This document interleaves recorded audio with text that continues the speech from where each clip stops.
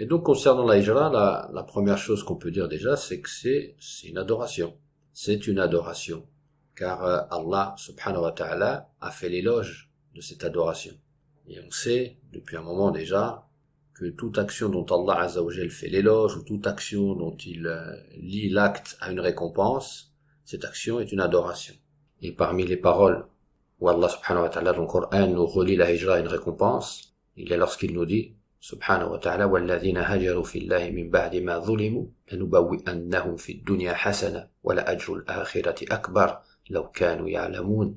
Selon le sens de la traduction, ceux qui ont émigré pour la cause d'Allah après avoir été lésés, nous les établirons en ce bas monde et leur donnerons demeure honorable.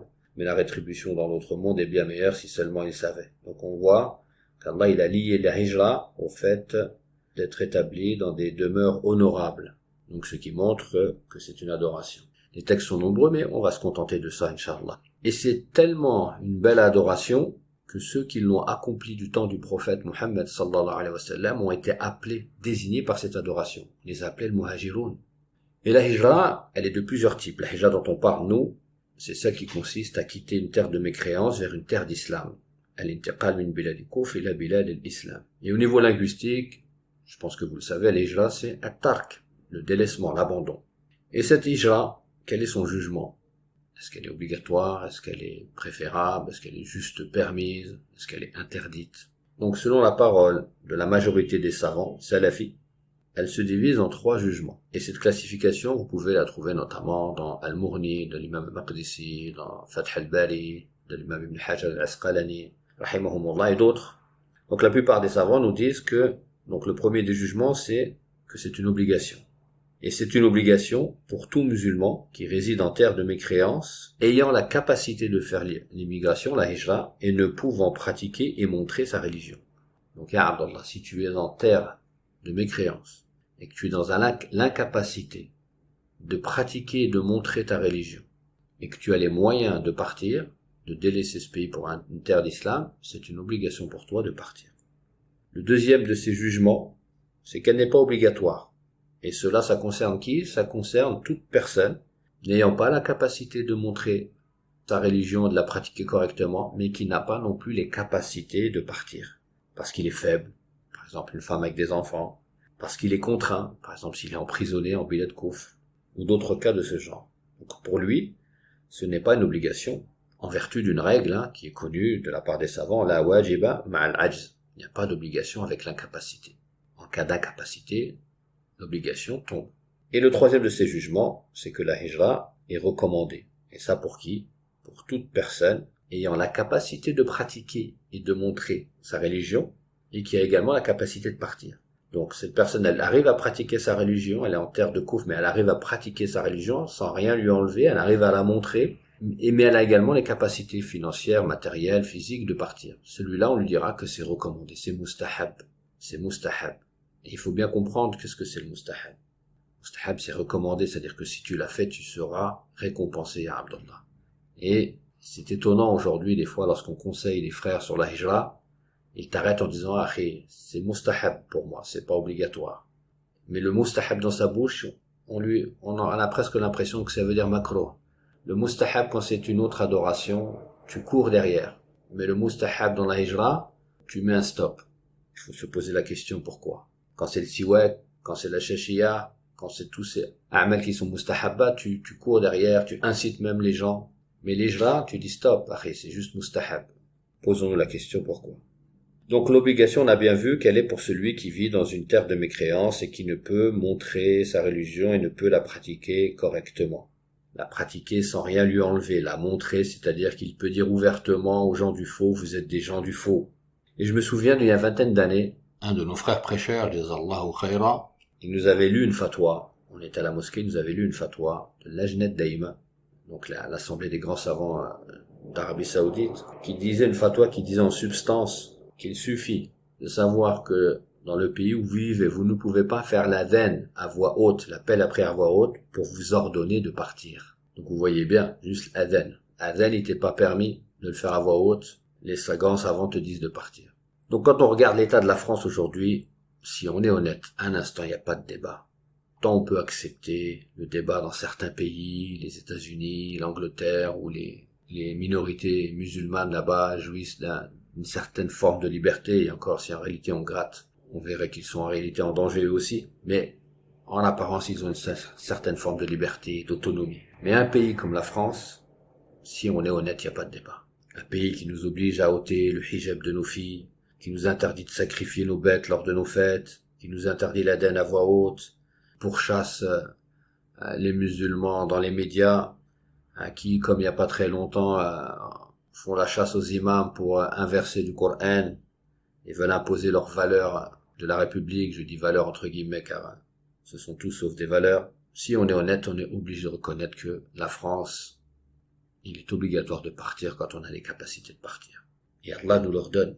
Allah nous dit, subhanahu wa ta'ala, إن الذين توفاهم الملائكة ظالم أنفسهم قالوا فيما كنتم قالوا كنا مستضعفين في الأرض قالوا ألم تكن أرض الله واسعة فتهاجروا فيها فأولئك مأواهم جهنم وساءت مصيرا, qui signifie, selon le sens de la traduction, ceux qui se sont lésés eux-mêmes verront les anges reprendre leurs âmes en disant, en quoi étiez-vous donc? Dans quel état étiez-vous donc par rapport à votre religion? Nous étions faibles sur terre, répondront-ils. Les anges demanderont alors, la terre d'Allah n'était-elle donc pas assez vaste pour que vous émigriez? Ceux-là auront pour séjour la géhenne, et quel horrible sort. Donc, on remarquera, Inch'Allah, dans ce verset, que les gens qui ne pouvaient pratiquer leur religion, ils ont avancé une excuse aux anges. Mais qu'est-ce qu'il en est advenu de cette excuse? Elle a été refusée. Donc, Abdullah, prends garde. Ce n'est pas tout d'avoir une excuse et de la répéter à qui veut l'entendre, mais plutôt pose-toi la question. Est-ce que mon excuse sera acceptée le jour du jugement? Est-ce que le jour du jugement, Allah subhanahu wa ta'ala va accepter ton excuse? Car si elle n'est pas acceptée, la menace, tu l'as vu dans le verset, on en vient de l'entendre, elle est terrible. Jahannam. Et en réalité, si on creuse notre fort intérieur et on se pose la question pourquoi je n'arrive pas à partir? Pourquoi j'ai toujours ce mot à la bouche, al-hijra, al-hijra, al-hijra? Pourquoi je suis toujours en train de dire, je veux quitter ce pays, je veux quitter ce pays, mais les années passent et je suis là. Les années passent, les enfants grandissent et je suis là. Pourquoi ma raison accepte que la hijra est obligatoire de ce pays, qui nous mène une guerre ouverte, qui mène une guerre ouverte à l'islam et aux musulmans, mais je n'arrive pas à partir? Si on répond à cette question avec sincérité, honnêteté, on verra qu'il y a deux grandes raisons. Hubbu dunya wa adam tawakkul. L'amour des biens de ce bas monde et le manque de confiance en Allah subhanahu wa ta'ala. La peur du risque, la peur de la subsistance. Et si la peur de la subsistance te paralyse, c'est que ta confiance en Allah subhanahu wa ta'ala est insuffisante. Et Allah subhanahu wa ta'ala qui nous connaît, qui est notre créateur, qui nous connaît mieux que quiconque, nous a promis dans les versets qui parlent de la hijra de nous accorder cette subsistance. Car il nous a créés. Il sait ce qui nous fait peur. Et c'est pour ça que dans les versets qui viennent, que ce soit dans le verset qu'on vient de citer, qui est dans Surat An-Nisa, il nous dit, subhanahu wa ta'ala, وَمَنْ يُهَاجِرْ فِي سَبِيلِ اللَّهِ يَجِدْ فِي الْأَرْضِ مُرَاغَمًا كَثِيرًا وَسَعَةً. Celui qui émigre pour la cause d'Allah trouvera sur terre maintes refuges et abondance ou de vastes richesses selon le sens de la traduction. Donc Allah subhanahu wa ta'ala te promet, le refuge et l'abondance. Et dans l'autre verset, il nous dit لَنُبَوِّئَنَّهُمْ فِي الدُّنْيَا حَسَنًا. Nous leur donnerons dans ce bas monde demeure honorable. Allah Azza wa Jal, qui nous connaît et qui sait pourquoi on a peur de faire la hijra, nous rassure. Et n'est-il pas le plus véridique en parole? N'est-il pas celui qui ne trahit jamais à sa promesse? Et malgré tout, nous on prête l'oreille aux insufflations sataniques qui cherchent à nous effrayer. Et c'est pour ça toujours que dans ce même verset, après nous avoir rassurés, il nous donne les deux caractéristiques desquelles tu dois te parer, ya Abdallah, que tu dois avoir, les deux qualités pour espérer pouvoir faire la hijra. Et il nous dit alladhina sabaru wa ala rabbihim yatawakkalun. Ce sont ceux qui ont su prendre patience et qui s'en sont remis à leur Seigneur. Donc on voit bien ce dont nous avons besoin, c'est de s'en remettre à Allah subhanahu wa ta'ala, c'est-à-dire d'avoir confiance en lui. Et deuxièmement, de demeurer patient. Car certes, Allah t'a promis l'abondance, mais Allah va très certainement te tester également, pour voir ton intention dans cette hijra. pour voir est-ce que cette hijra est réellement une hijra d'adoration, une hijra dans le but de préserver sa religion. Es-tu parti pour sa face? Es-tu parti pour préserver ta religion? Es-tu parti pour sa satisfaction? Si tel est le cas, alors tu patienteras face aux épreuves qu'il va peut-être te décréter. Et si tel n'est pas le cas, à la première occasion, tu reviendras, comme c'est malheureusement le cas de beaucoup. Mais si tu patientes, alors la promesse d'Allah sur toi se réalisera.